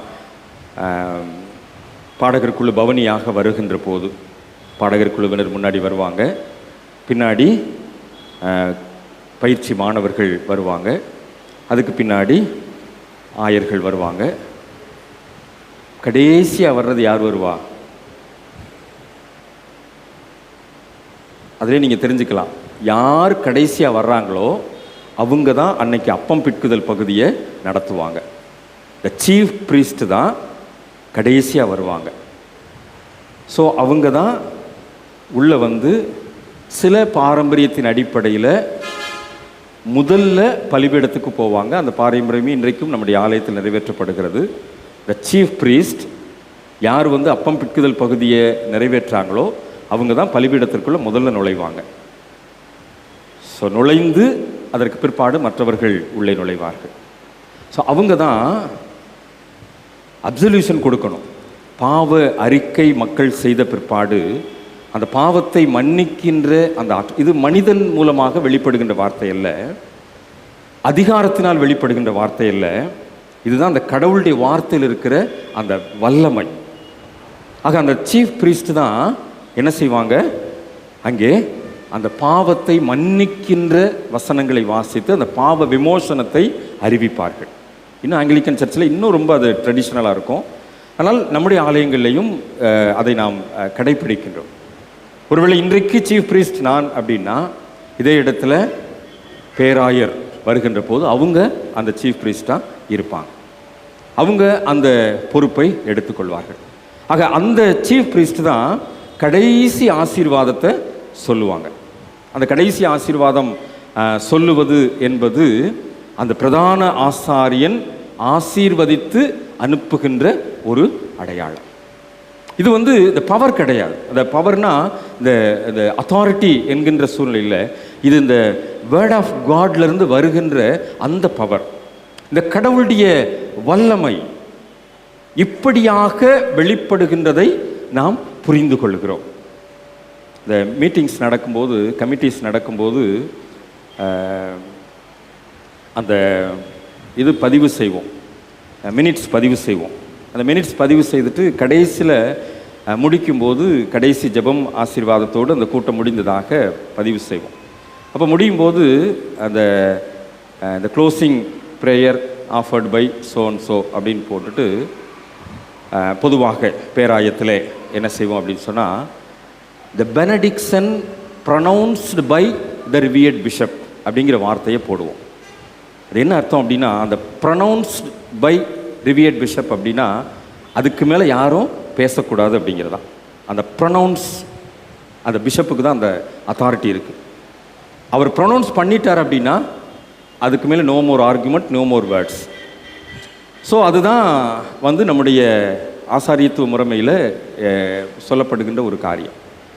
ஸோ அந்த ப்ரொனவுன்ஸ்டு அது கடவுளுடைய வார்த்தையிலிருந்து வருகின்ற அந்த வல்லமை. இப்போ கடைசி ஆசீர்வாதம் சொன்னதுக்கு பிற்பாடு அதுக்கப்புறம் நோ மோர் வேர்ட்ஸ், அவ்வளோதான். அந்த கடைசி ஆசீர்வாதம் தான், அதுதான் மக்களுடைய மனதிலே நின்று கடைசி வரைக்கும் அவர்கள் இல்லம் செல்லுகின்ற வரைக்கும். ஒரு வீட்டில் போய் அந்த ஆசீர்வாதத்தை போடுறோம் அப்படின்னா அந்த வீட்டில் போய் அந்த ஆசீர்வாதத்தை பகிர்ந்து கொள்ளுகின்ற வரைக்கும். ஸோ அதனால தான் இந்த சீஃப் ப்ரீஸ்டோட ஒர்க்கு அல்லது சீஃப் ப்ரீஸ்டோட ரோல் என்பது மிக மிக முக்கியமாய் கடவுளுடைய வார்த்தையோடு தொடர்புடைய ஒரு பணியாக அமைகின்றது. ஆக இந்த குடும்பத்தின் தலைவராக, இந்த திருச்சபை குடும்பத்தின் தலைவராக இன்றைக்கு குடும்பமாக அமர்ந்து ஆண்டவரை ஆராதிக்கின்ற திருச்சபையின் பிள்ளைகளோடு கூட நான் பகிர்ந்து கொள்ளுகின்ற காரியம், இன்றைக்கி குடும்பமாக அமர்ந்து நாம் ஆண்டவருடைய வார்த்தைகளை கேட்டது மாத்திரமல்ல, குடும்பமாக நாம் ஆண்டவருடைய சமூகத்தில் நம்முடைய காணிக்கைகளை படைத்து குடும்பமாக நாம் திருவிருந்தில் பங்கு பெறுகின்ற போது, ஆண்டவரே இந்த வார்த்தையின் வல்லமை எங்களுடைய குடும்பத்தில் தங்க வேண்டும், இந்த வார்த்தையின் வல்லமை எங்களுடைய குடும்பத்திற்கு ஆசீர்வாதமாக இருக்க வேண்டும், இந்த வார்த்தையின் வல்லமை எங்களுடைய குடும்பத்தின் உணர்வுகளிலே அது ஆழமாக வேரூன்றி செயல்பட வேண்டும் என்று சொல்லி நாம் நம்மை அர்ப்பணிக்கின்ற போது, நாம் நம்மை அழுத்தமாக நினைக்கின்ற போது, நிச்சயமாக அந்த வார்த்தை அப்படியே வெறுமையாய் திரும்பாமல் ஆண்டவர் என்ன நினைத்தாரோ அதை நம்முடைய குடும்பத்திலே நிறைவேற்றும். அதில் எந்த சந்தேகமே இல்லை. நீதிமொழிகள் 7:1 இன்றைக்கி நம்ம காலையில் வாசித்தது தான். இந்த வார்த்தைகளை பத்திரப்படுத்துகின்றது, அதை காத்து கொள்ளுகின்ற போது அந்த வார்த்தை என்ன செய்து நம்மிடத்தில் அப்படியே தங்குகின்றது, அப்படியே அது நம்மிடத்தில் அப்பியாசப்படுத்தப்படுகின்றது, அது அப்படியே செயல்படுகின்றது. ஆக அந்த வார்த்தைக்கு எதிராக அல்லது அந்த வார்த்தைக்கு சேலஞ்சா, அந்த வார்த்தைக்கு சவால் விடுகின்ற வகையில் வேறு எதுவுமே இல்லை. அப்போ அந்த சீஃப் பிரீஸ்ட் அல்லது அந்த பிஷப் அல்லது அந்த பிரதான ஆசாரியன் சொன்ன அந்த வார்த்தையின் அந்த காரியங்கள் ஆற்றலாய் திருச்சபை குடும்பத்தினரை ஆளுகை செய்கின்ற போது, கடவுளுடைய வார்த்தையில் இருக்கின்ற அந்த மகிமை நம் அனைவரையும் ஆளுகை செய்கின்றது. அந்த கடவுளுடைய வார்த்தையில் இருக்கின்ற அந்த வல்லமை அன்றைக்கு சகரியாவினுடைய குடும்பத்தில் அற்புதம் செய்ததைப் போல இன்றைக்கும் இந்த பலிபீடத்தில் குடும்பமாக முழங்கால் போடுங்க. ஆண்டவரே, எங்கள் குடும்பத்தில் இன்றைக்கி இந்த குறைவு இருக்குது சுவாமி, எங்கள் குடும்பத்தில் இன்றைக்கு இந்த தேவை இருக்குது சுவாமி, எங்கள் குடும்பத்தில் இப்படிப்பட்ட பிரச்சனை இருக்குது ஆண்டவரே. அன்றைக்கு சகரியாவின் குடும்பத்தில் அன்றைக்கு பலிபீடத்தில் தூவம் காட்டுகின்ற போது அற்புதம் செய்த ஆண்டவர், இன்றைக்கி நாங்கள் குடும்பமாக பலிபீடத்தில் முழங்கால் படிட்டு இருக்கிறோம், எங்கள் குடும்பத்துக்கு அற்புதம் செய்யுங்க ஆண்டவரே என்று சொல்லி நாம் குடும்பமாக ஆண்டவருடைய சமூகத்தில் முழங்கால் படிட்டு கேட்டோன்னு சொன்னால், சகரியாவினுடைய குடும்பத்தில் அற்புதம் செய்த ஆண்டவர் இன்றைக்கு உங்களுடைய குடும்பத்திலேயும் இன்றைக்கு அற்புதம் செய்ய வல்லமையுள்ளவர். ஏனென்றால் நேற்றும் இன்றும் என்றும் மாறாத ஆண்டவரைத்தான் நாம் வழிபடுகின்றோம். அந்த ஆண்டவர் தான் நம்முடைய ஆண்டவர், அவர்தான் ஜீவனுள்ளவராய் இன்றைக்கும் நம்மோடு கூட வாழ்ந்து கொண்டிருக்கிறார்.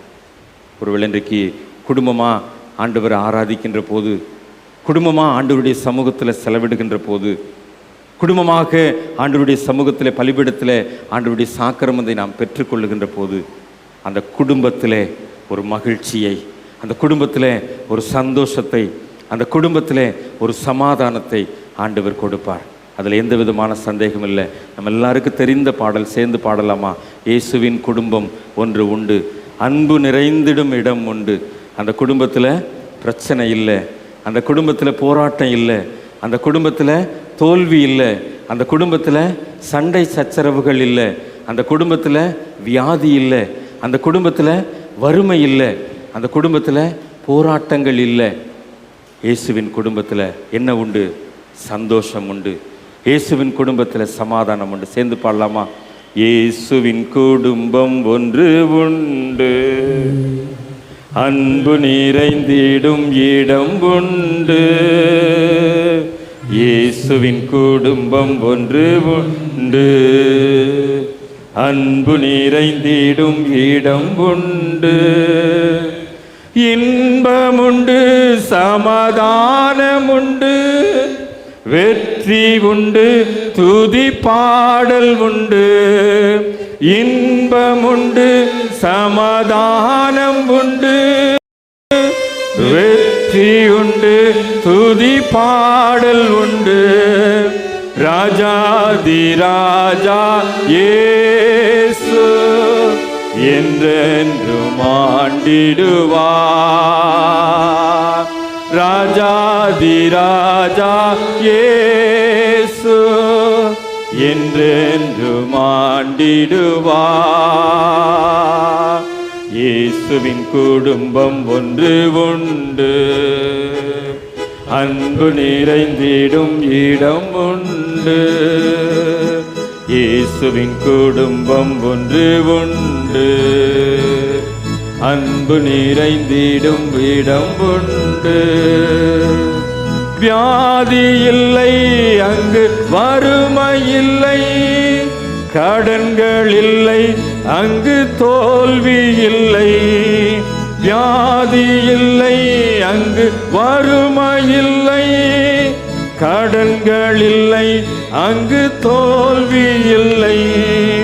ராஜாதி ராஜா இயேசு என்றென்றும் ஆண்டிடுவார். ராஜாதி ராஜா இயேசு என்றென்றும் ஆண்டிடுவார். கரங்களை கோர்த்து சொல்லலாமா உங்கள் குடும்பத்தில்? இயேசுவின் உங்களுடைய கரங்களை கோர்த்துக்கங்க. உங்களுடைய குடும்பத்தின் உறவுகளோட கரங்களை கோர்த்து, நம்ம இயேசுவின் குடும்பம், அன்பு நிறைந்த குடும்பம், சமாதானம் நிறைந்த குடும்பம். இயேசுவின் குடும்பம் ஒன்று உண்டு, அன்பு நிறைந்திடும் இடம் உண்டு. கரங்களை கோர்த்தபடியே கண்களை மூடி ஆண்டவரை நோக்கி பார்ப்போம். இயேசுவின் குடும்பமாக அழைக்கப்பட்டிருக்கிறோம். இம்மானுவேல் ஆலயத்தின் குடும்பம் இயேசுவின் குடும்பம். இந்த இம்மானுவேல் ஆலயத்தின் குடும்பம் அன்பு நிறைந்த குடும்பம். இந்த குடும்பத்திலே சண்டை இல்லை, தோல்வி இல்லை, குறைவுகள் இல்லை, பிரச்சனை இல்லை. சமாதானத்தையும் சந்தோஷத்தையும் தருகிற ஆண்டவர் ராஜாதி ராஜாவாய் வீற்றிருக்கிறார். இந்த ராஜாதி ராஜா நம் மத்தியிலே கடந்து வந்திருக்கிறார்.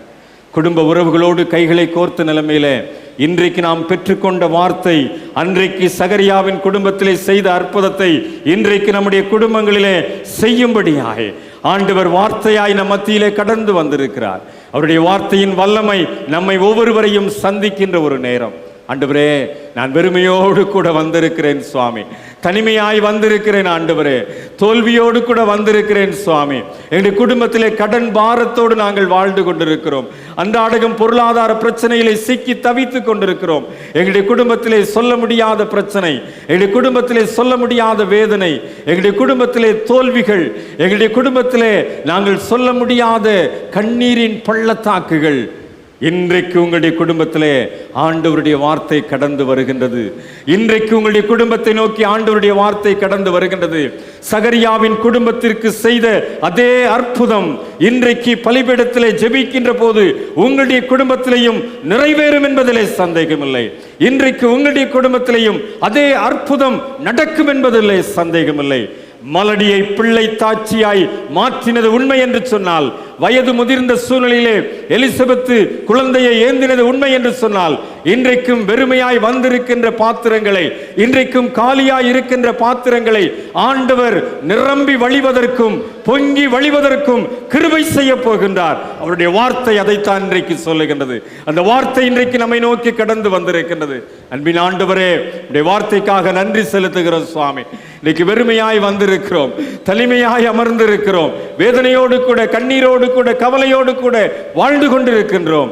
உம்முடைய வார்த்தை சகரியாவினுடைய குடும்பத்திலே அற்புதம் செய்த அந்த வார்த்தை இன்றைக்கு எங்களுடைய குடும்பத்திலே அதே அற்புதத்தை செய்யும்படியாய், அதே அதிசயத்தை நிகழ்த்தும்படியாய், எங்களுடைய வெறுமையை மாற்றும்படியாய், தனிமையை மாற்றும்படியாய், கண்ணீரின் பள்ளத்தாக்கை மாற்றும்படியாய் ஆண்டவரே உம்மை நோக்கி பார்க்கிறோம் சுவாமி. இன்னைக்கு யாரெல்லாம் அப்படிப்பட்ட உணர்வோடு கூட இப்படி பலிபீடத்திலே முழங்கால் படியிட்டு குடும்பமாய் நற்கருணையிலே பங்கு பெறுகின்றார்களோ, அப்படி குடும்பத்தில் ஆண்டவர் இன்றைக்கு ஒரு அற்புதத்தை செய்வீராக, அதிசயத்தை செய்வீராக. அதிசயமானவராய் இந்த உலகத்திலே பிறந்த இயேசு கிறிஸ்துவின் நாமத்தில் செபிக்கிறோம் நல்ல பிதாவே, ஆமென்.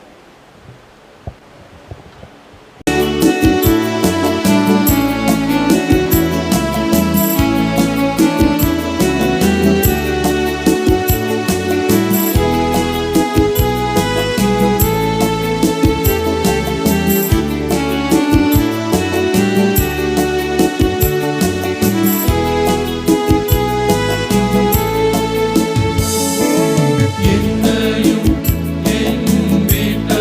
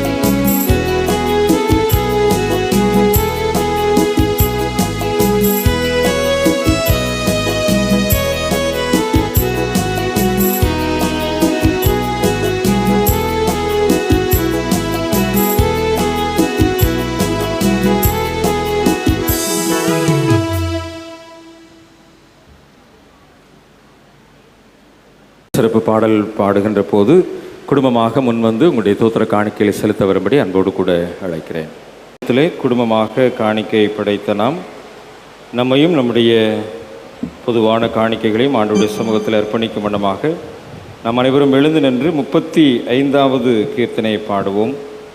அம்பர உம்பரமும் புகழும் திரு என்று தொடங்கும் கீர்த்தனை 35வது கீர்த்தனை. இந்த கீர்த்தனை பாடுகின்ற போது நம்முடைய காணிக்கைகளை ஆண்டவரிடத்தில் அர்ப்பணிப்போம்.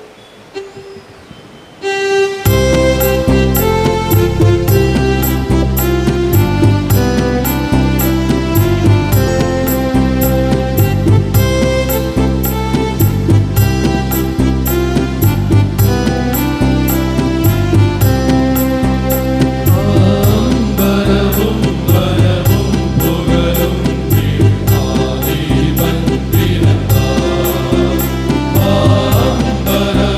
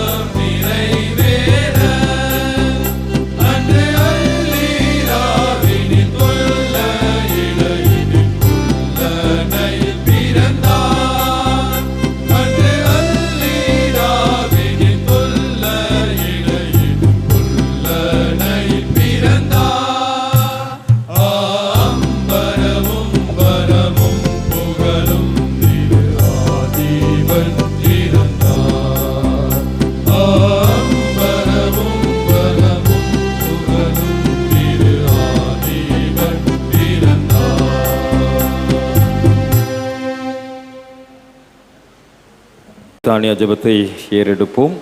ஒவ்வொரு ஜெபத்திற்கு பிற்பாடும் கர்த்தாவே கிருபையாயிரும் என்று சொல்லி இணைந்து பாடுவோம். ஜெபம் செய்வோம். பரத்திலிருந்து வரும் சமாதானத்திற்காகவும் நம்முடைய ஆத்துமாக்களின் ரட்சிப்புக்காகவும் கர்த்தரை நோக்கி ஜெபிப்போமாக.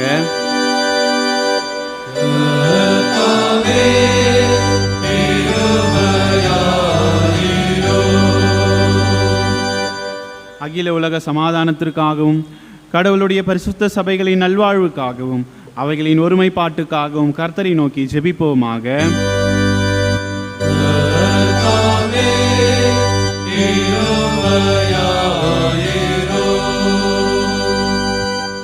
நம்முடைய பேராயர்களும் மற்ற எல்லா பணிவிடைக்காரரும் விசேஷமாய் the most right reverend professor doctor Reuben Mark என்னும் நமது பிரதம பேராயரும், right reverend doctor Prince Jaisingh Prince Prabhakaran என்னும் நமது பேராயரும் நல்ல இருதயத்தோடும் சுத்த மனசாட்சியோடும் தங்கள் பணிவிடையை நிறைவேற்ற கர்த்தரை நோக்கி ஜெபிப்போமாக.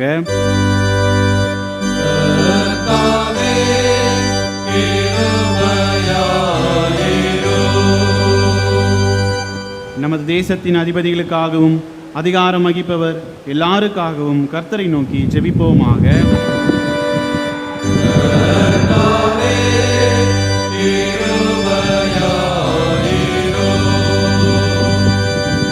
வியாதியஸ்தர், துன்பப்படுவோர், துக்கப்படுவோர், மாற்றுத்திறனாளிகள், மரண தருவாயில் இருப்போர் அனைவருக்காகவும் கர்த்தரை நோக்கி ஜெபிப்போமாக.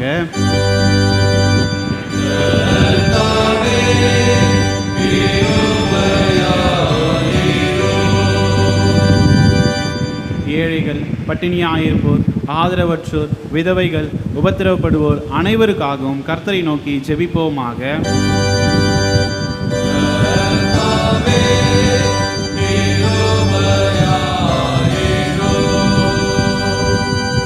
அந்தகாரத்தினின்று நம்மை தம்முடைய ஆச்சரியமான ஒளியின் இடத்திற்கு வரவழைத்தோடு வரிய மகத்துவங்களை காண்பிக்கும் பொருட்டாக நமக்காகவும் கிறிஸ்துவின் நாமத்தை அறிக்கை பண்ணும் யாவருக்காகவும் கர்த்தரை நோக்கி ஜெபிப்போமாக.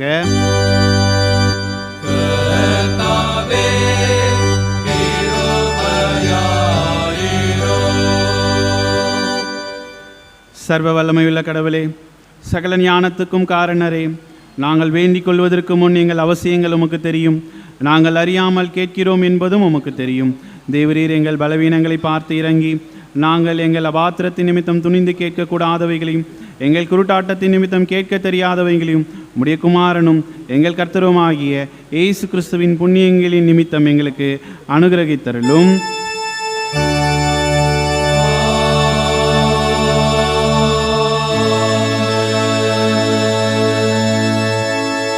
நமது கர்த்தராகிய இயேசு கிறிஸ்துவினுடைய கிருபையும் பிதாவாகிய கடவுளுடைய அன்பும் பரிசுத்த ஆவியானுடைய ஐக்கியம் வழிநடத்தலும் ஆசீர்வாதமும் உங்கள் அனைவரோடும் நிறைவாய் நிறைந்திருப்பதாக.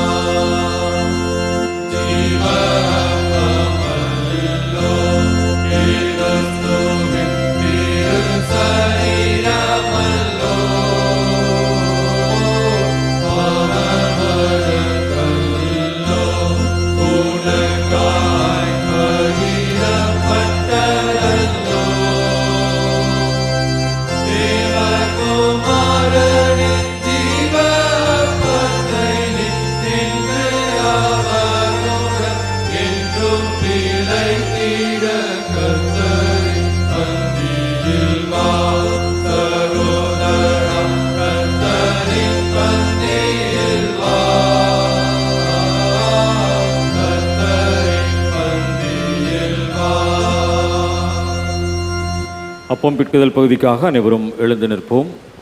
கிறிஸ்துவின் சரீரம் இரத்தமாகிய சாக்கிரமந்தை விசுவாசத்தினாலே பெற்றுக்கொண்டவர்களாகிய நாம் பின்வரும் மன்றாட்டை உள்ளத்தின் ஆழத்திலிருந்து ஏறெடுப்போம்.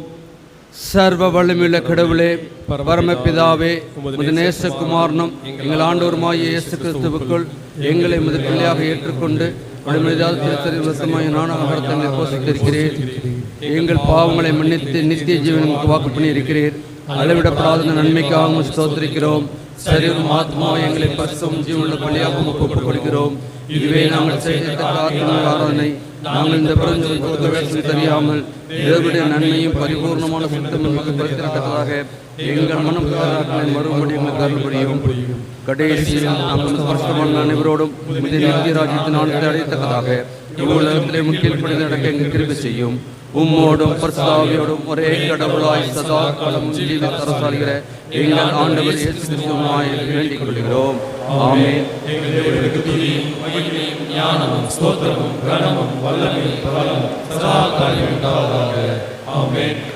எல்லா புத்திக்கும் மேலான தேவ சமாதானம் உங்களோடு இருந்து எங்கள் தேவனையும் அவருடைய குமாரனாகி நம்முடைய ஆண்டவர் இயேசு கிறிஸ்துவை பெற்ற அருள் அன்பில் நிலைத்திருக்கும்படி உங்கள் இருதயத்தையும் சிந்தையும் காக்க கடவது பிதா, குமாரன், பரிசுத்த ஆவியுமாக திரியேக கடவுளுடைய ஆசீர்வாதம் எப்பொழுதும் உங்களோடு இருந்த இன்றைக்கும் உங்களில் நிலைத்திருக்க கடவது.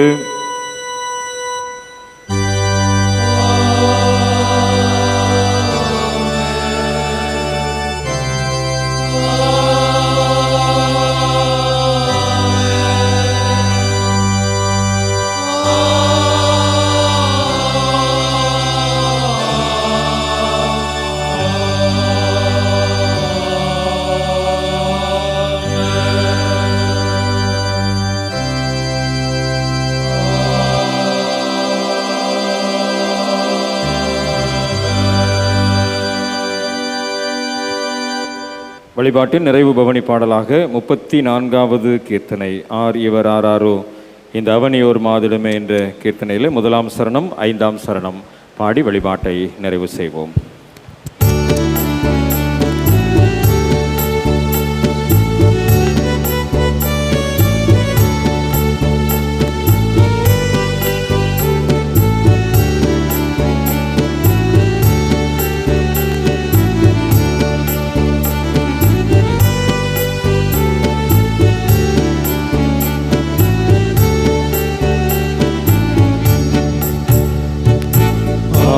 இவராரோ இந்த அவனியோர் மாதிடமே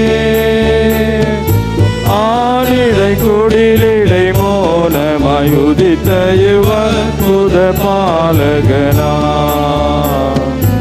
ஆனடை குடிலிடை மோனமாய் உதித்த இவர் புத பாலகனா